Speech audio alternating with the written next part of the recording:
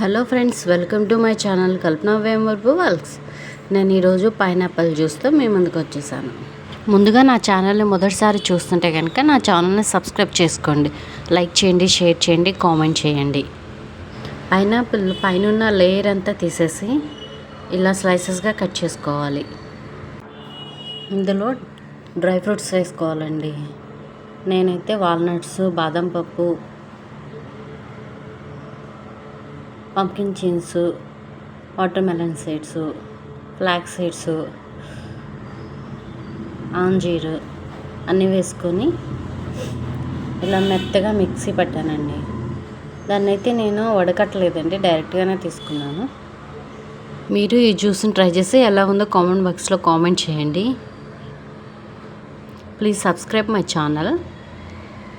Like చేయండి, share చేయండి, comment చేయండి. Thank you.